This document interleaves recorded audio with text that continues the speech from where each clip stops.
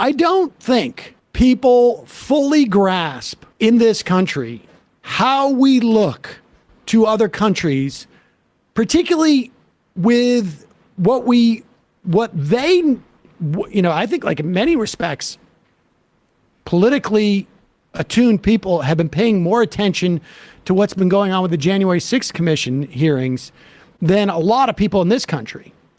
And when they look at that, and then they look at the rollback of an individual right that has been an individual right in this country for 50 years, 20% of our history in this country. And they just think that, like, holy cow, man, this country is off the rails. And there is still, I would imagine, an institutional memory of, like, if you could get Donald Trump after Barack Obama, this is a country that is unstable. And they're starting to see which way it's breaking. Here is Irish member of European Parliament, Mick Wallace.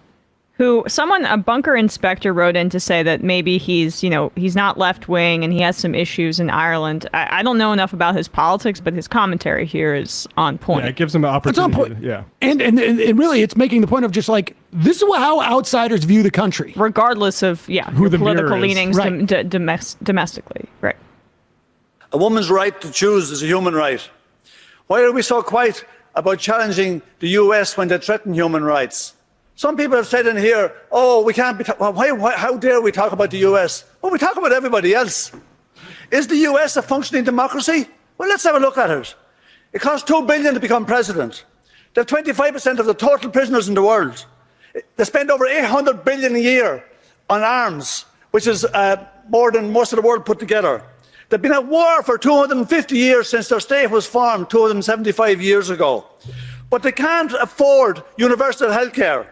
They can't afford the 1.7 trillion debt forgiveness for students. They can't afford a program for the 17 million children that go to bed hungry. Is this a functioning democracy? What's your idea of a democracy? Bernie Sanders wasn't even allowed to win the nomination for the Democrats. The Americans couldn't spell democracy. I think there's certainly a significant portion of Americans who could not spell democracy. But it's really hard to make the case. I mean, it is becoming, we're sliding more into minoritarian rule. And that we have gone, like what we have been going through over the past 20, 30, 40 years, 50 years, if you want, is the development of a plutonomy that has now become a plutocracy.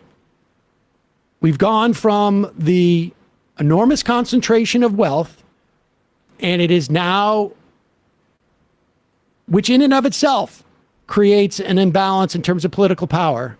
But then that imbalance of political power has expanded, and which also continues to feed the plutonomy.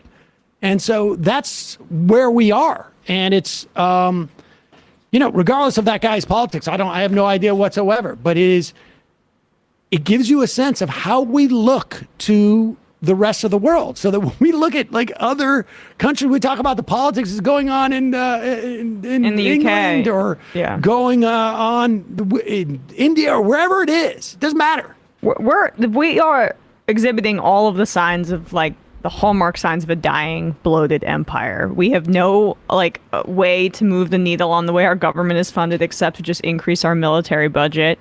Like, we're overly armed. We are underfunded in terms of our social programs. The ruling class is trying to cement a permanent servant class that has wage depression.